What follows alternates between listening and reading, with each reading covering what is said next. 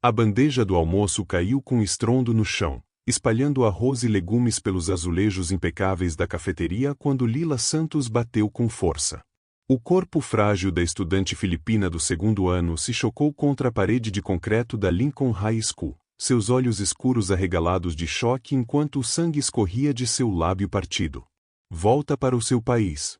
Zombou Jéssica Urai, a líder de torcida loira cujo pai era dono de metade dos negócios da cidade. Atrás dela, 3 outras alunas riam e sacavam seus celulares, prontas para filmar o que acreditavam ser mais um vídeo engraçado de humilhação para postar nas redes sociais. Lila tinha apenas 16 anos e havia se mudado para Millfield há 6 meses, quando sua mãe Helena conseguiu um emprego de enfermeira no hospital local. Ela nunca imaginou que levar comida tradicional filipina para o almoço a tornaria um alvo. O cheiro do adobo de sua avó aparentemente encheu a cafeteria inteira de fedor, segundo o cruel anúncio de Jéssica diante de 300 estudantes. O ataque vinha crescendo havia semanas. Começou com comentários sussurrados sobre o sotaque de Lila quando ela respondia em sala de aula, depois com esbarrões acidentais nos corredores, até chegar a este momento de humilhação pública diante de metade da escola. Por favor, eu só quero comer, sussurrou Lila, tentando juntar seus pertences espalhados enquanto os estudantes passavam por cima da bagunça. Alguns rindo, outros desviando o olhar em silêncio desconfortável. Suas mãos tremiam ao alcançar a colher de madeira da avó caída entre os restos. Mas Jéssica não havia terminado.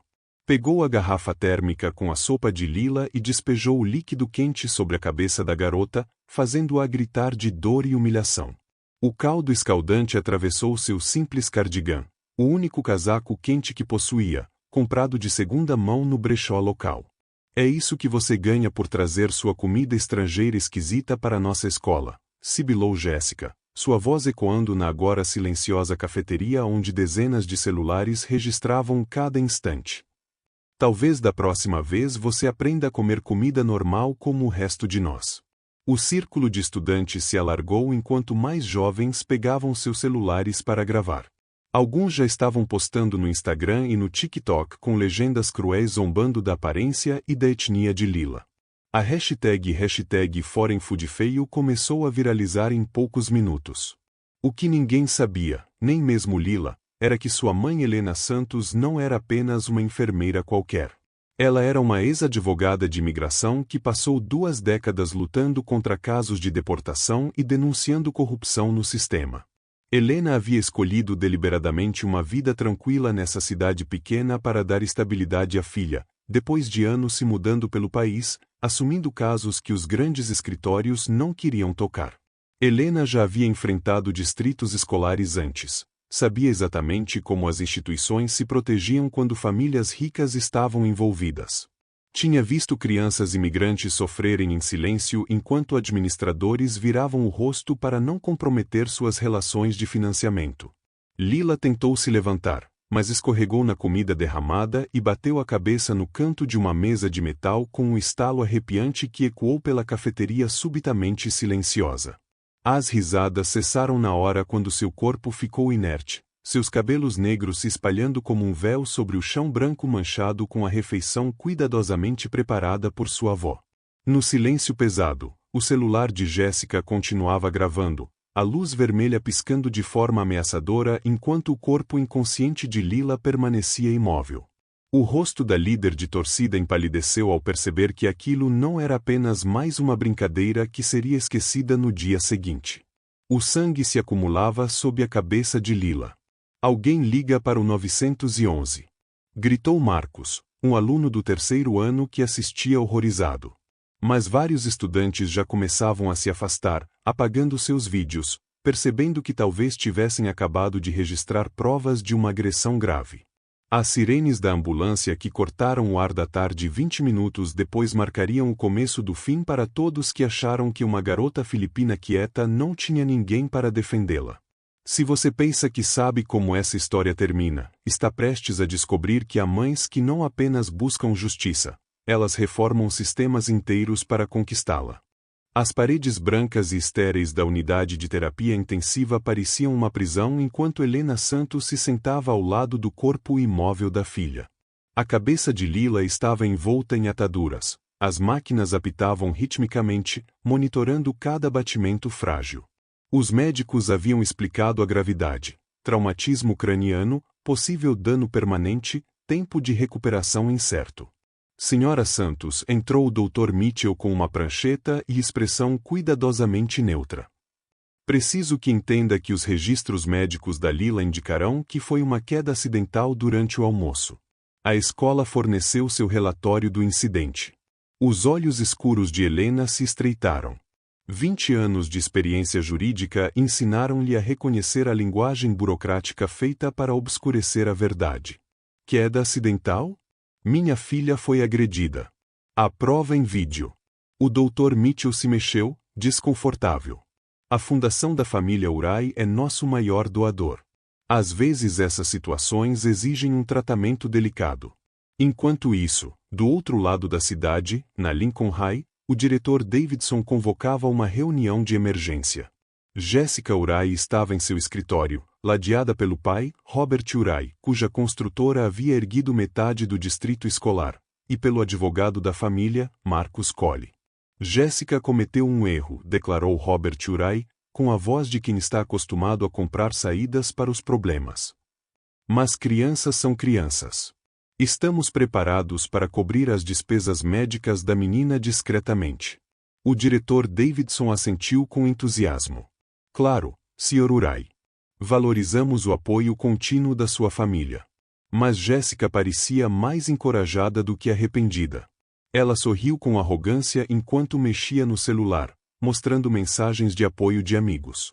O vídeo havia sido repostado com a legenda "Garota estrangeira desastrada não aguenta escola americana" e estava se tornando viral. Todo mundo diz que ela mereceu, riu Jéssica. Meus amigos agora a chamam de garota molho de soja. Pai, você sempre me diz que esse povo precisa se assimilar ou ir embora. Robert Urai sorriu orgulhoso. Essa é minha garota. Você não pode deixar que esses estrangeiros pensem que podem entrar em nossas escolas e mudar tudo. O que nenhum deles sabia era que Helena Santos havia passado 2 décadas desmontando sistemas exatamente como aquele. Ela havia representado famílias cujos filhos foram privados de oportunidades, cujos casos foram enterrados por interesses poderosos, cujas vozes foram silenciadas pelo dinheiro. Nos círculos jurídicos, Helena era conhecida como a guerreira por sua busca incansável por justiça. Naquela noite, Helena sentou-se no quarto do hospital de Lila, segurando a mão da filha enquanto fazia ligações estratégicas. A primeira foi para Maria Gonzalez, uma jornalista investigativa que lhe devia um favor por um caso de imigração.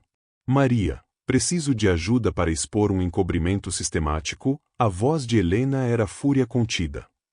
E preciso que seja documentado desde o primeiro dia. Sua segunda ligação foi para David Shen, um perito em forense digital que a ajudara em dezenas de casos. David, preserve as provas das redes sociais antes que desapareçam. Vai haver uma tentativa sistemática de apagar o que aconteceu. Enquanto falava, Helena percebeu algo arrepiante pela janela do hospital. Robert Urai no estacionamento, apontando para o andar dela enquanto falava ao telefone. Mesmo ali, eles estavam observando, planejando, calculando. 3 dias após a agressão de Lila, Helena recebeu uma ligação que confirmou seus piores temores. Senhora Santos? Aqui é Janete Mills, do Departamento Jurídico do Distrito Escolar. Gostaríamos de marcar uma reunião de acordo. O coração de Helena acelerou, mas sua voz permaneceu profissionalmente calma. Que tipo de acordo estamos discutindo, Sra. Mills? A família Urai está preparada para oferecer $50.000 para despesas médicas, além de providenciar a transferência de Lila para outro distrito escolar quando ela se recuperar. Só precisamos da sua assinatura em um acordo de confidencialidade padrão. Helena desligou imediatamente e ligou para sua antiga mentora, a juíza Patrícia Reis, agora aposentada, mas ainda influente nos círculos jurídicos. Patrícia, eles estão tentando comprar meu silêncio antes mesmo de eu contratar um advogado. O que isso te diz? Helena, querida, a voz de Patrícia era calorosa, mas afiada. Em 30 anos no tribunal aprendi que pessoas desesperadas fazem ofertas desesperadas. O que será que estão escondendo de você? Naquela noite, Maria Gonzalez chegou ao pequeno apartamento de Helena com um laptop cheio de pesquisas explosivas. Estive investigando o histórico da família Urai com o distrito escolar. Helena, esse não é o primeiro encobrimento deles. Ela mostrou um padrão perturbador que se estendia por 5 anos. 3 outros incidentes envolvendo Jessica Urai, 2 envolvendo seu irmão mais velho Tyler, todos resolvidos discretamente com dinheiro e transferências forçadas de alunos. Os registros disciplinares revelavam um viés sistemático. Alunos de minorias expulsos por infrações pequenas enquanto estudantes ricos recebiam apenas advertências por delitos graves. Tem mais, continuou Maria, abrindo documentos financeiros. A Urai Construction recebeu mais de $2 milhões em contratos escolares sem licitação. O diretor Davidson faz parte do conselho consultivo comunitário da empresa, um claro conflito de interesses. Helena analisou os documentos com atenção implacável, seus instintos de promotora mais afiados do que nunca. Isso não é apenas bullying, Maria. É corrupção institucional financiada com recursos federais da educação. Enquanto isso, David Shen vinha trabalhando dia e noite para preservar provas digitais. Ele chegou com HDS externos e uma expressão grave. Helena, eles estão limpando as redes sociais a semana inteira, mas capturei tudo antes que fosse apagado. Ele mostrou dezenas de vídeos de diferentes ângulos, revelando a brutalidade premeditada do ataque. Ainda mais condenatórias eram as mensagens de texto entre Jéssica e suas amigas, planejando a agressão 3 dias antes porque Lila havia tirado a melhor nota em um teste de química. Veja essa conversa, disse David, apontando para os registros do telefone de Jéssica.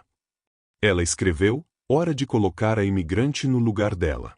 Papai diz que os estrangeiros estão arruinando a reputação da escola e tirando vagas de verdadeiros americanos. As mãos de Helena tremiam de raiva controlada, mas ela se obrigou a manter a análise fria. Essas provas resistem a impugnações legais? Sem dúvida. Documentei toda a cadeia de custódia. Cada tentativa de exclusão, cada edição, cada esforço para esconder provas está preservado. A grande virada veio quando Helena recebeu uma ligação inesperada da Sra. Rodrigues, professora de espanhol de Lila. Sra. Santos, preciso me encontrar com a senhora em particular. Há coisa sobre esta escola que a senhora precisa saber. Elas se encontraram em uma cafeteria do outro lado da cidade, onde a Sra. Rodrigues revelou a cultura oculta de discriminação da escola. Dou aulas aqui há 8 anos. A família Urai não apenas doa dinheiro, controla a política. Qualquer professor que denuncia incidentes de preconceito é transferido ou demitido. Ela entregou a Helena um pendrive. São e-mails do diretor Davidson instruindo os professores a manter padrões culturais e desencorajar influências estrangeiras. Ele mencionou especificamente vigiar alunos que trazem comidas típicas ou falam outros idiomas. Helena sentiu as peças se encaixando. Eles miraram especificamente na minha filha? Sua filha era inteligente, confiante e orgulhosa da sua herança. Jéssica não suportava ser superada por alguém que considerava inferior. Na manhã seguinte, chegou uma notícia devastadora. O Dr. Mitchell informou a Helena que o inchaço cerebral de Lila havia aumentado e que seria necessária uma cirurgia de emergência. Enquanto Helena assinava os formulários de consentimento com mãos trêmulas, ouviu 2 enfermeiras comentarem que a família Urai havia pedido atualizações sobre a condição de Lila. A dor de Helena se transformou em determinação de aço. Naquela tarde, ela entrou no Tribunal Federal e protocolou não apenas uma ação por danos pessoais, mas também uma denúncia abrangente de direitos civis, alegando discriminação sistemática, conspiração para violar direitos constitucionais e uso indevido de verbas federais da educação. Seu golpe de mestre veio quando ela entrou em contato com a procuradora assistente dos Estados Unidos Raquel Kim, especializada em violações institucionais de direitos civis. Raquel, tenho provas de um padrão envolvendo recursos federais da educação. A família Urai tem usado contratos do governo para manter um sistema discriminatório. A resposta de Raquel foi imediata. Helena, Se você puder provar que verbas federais foram usadas para sustentar a discriminação, isso se torna um caso criminal. Estou muito interessada.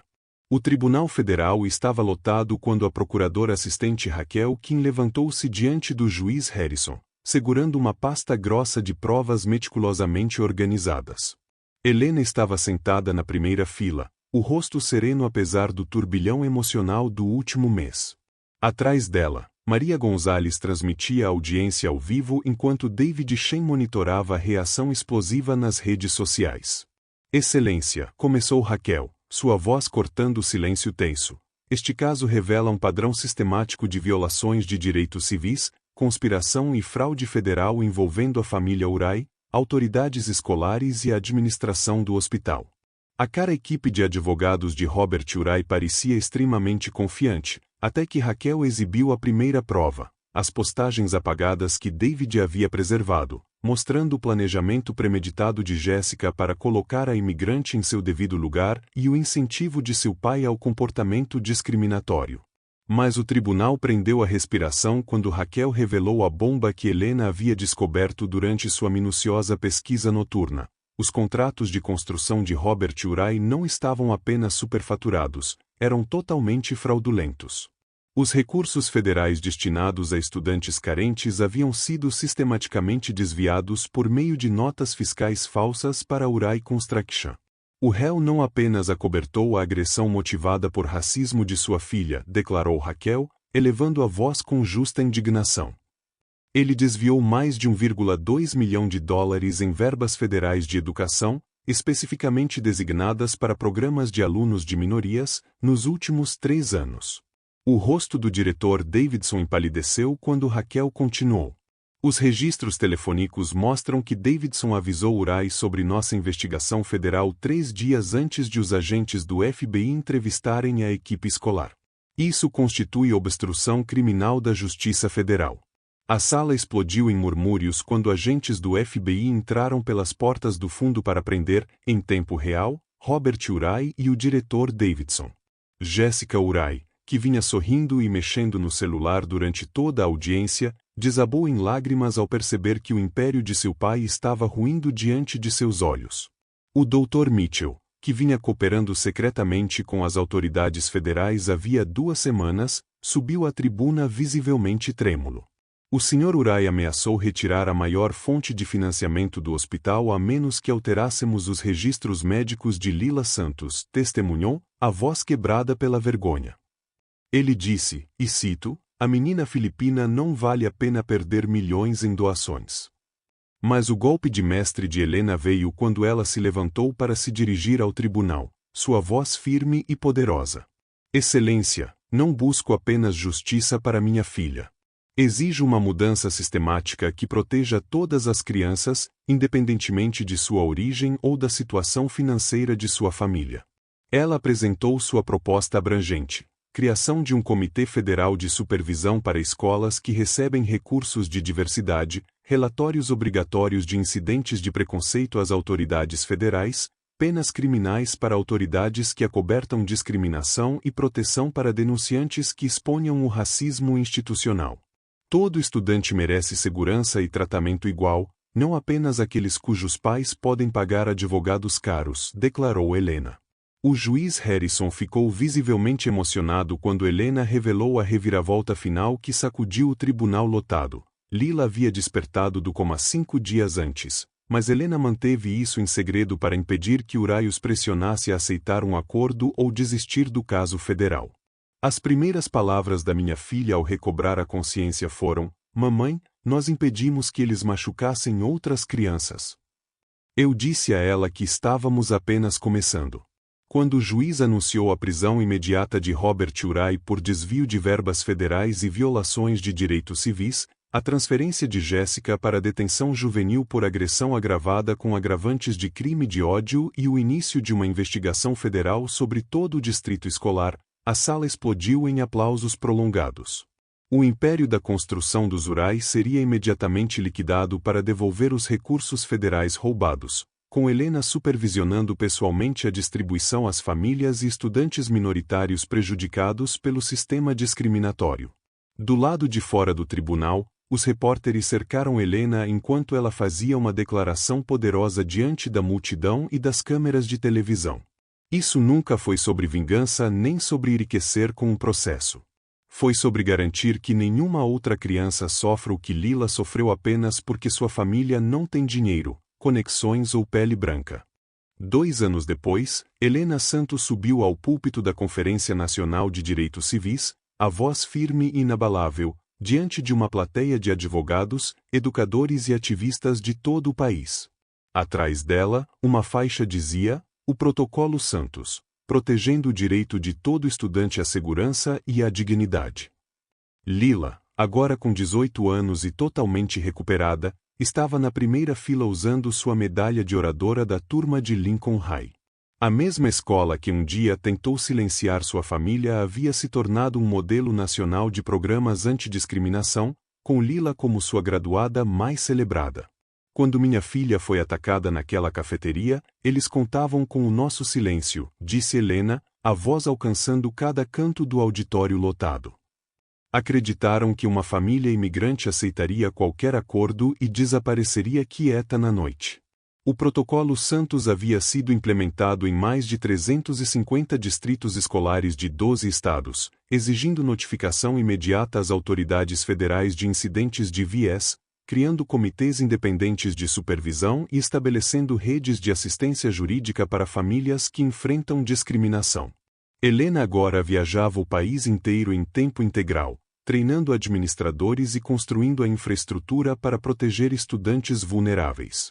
Enquanto isso, a família Urai havia perdido tudo, sistemática e completamente. Robert Urai cumpria pena federal de 12 anos por desvio de verbas, violações de direitos civis e conspiração. Seu império de construção foi totalmente liquidado, e os recursos passaram a financiar bolsas destinadas especificamente a estudantes de minorias e programas anti-bullying.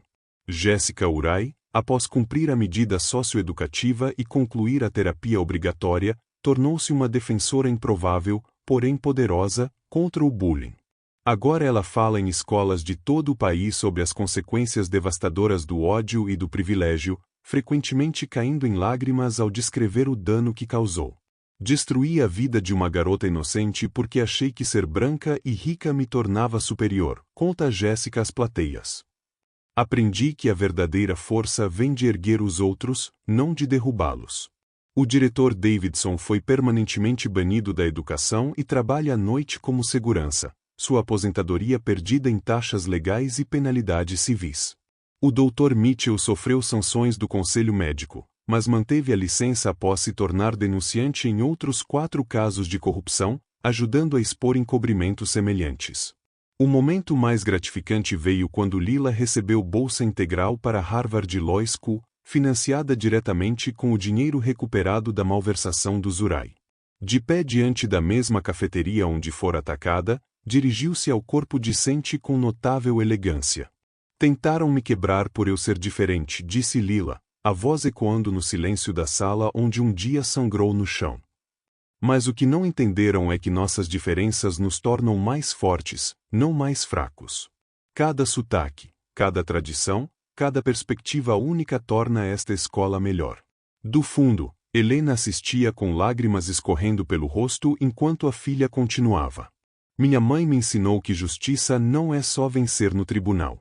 É mudar o sistema para que mais ninguém precise passar pelo que nós passamos. A manchete do jornal local naquela semana capturou a transformação completa, de vítima a oradora, como a luta de uma família mudou tudo. O documentário de Maria Gonzalez sobre o caso ganhou 3 prêmios de jornalismo e provocou audiências no Congresso sobre a aplicação dos direitos civis nas escolas. O telefone de Helena não parava de tocar com ligações de famílias do país inteiro enfrentando batalhas semelhantes. Cada caso lhe lembrava por que escolhera esse caminho, não por vingança, mas por justiça e pela proteção dos vulneráveis. Naquela noite, ao arquivar mais um caso bem-sucedido que resultara na prisão de um superintendente corrupto, ela refletiu sobre a jornada extraordinária.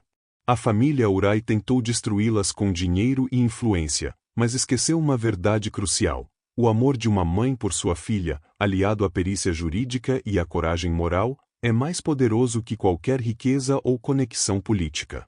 A família Santos transformou-se de vítima em campeã, provando que, às vezes, os heróis mais improváveis nascem dos momentos mais sombrios.